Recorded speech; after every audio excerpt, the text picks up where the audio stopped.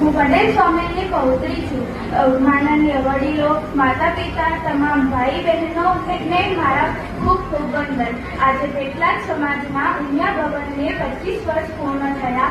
તેની આ રજત જયંતિ મહોત્સવની ઉજવવા બદલ હું તમારા સૌનો આભાર વ્યક્ત કરું છું. રજત જયંતિ મહોત્સવમાં તમે નિયાણીઓને તેડાવ્યા, તેથી અમને ખૂબ ખુશી થઈ અને ખૂબ આનંદ પણ આવ્યો.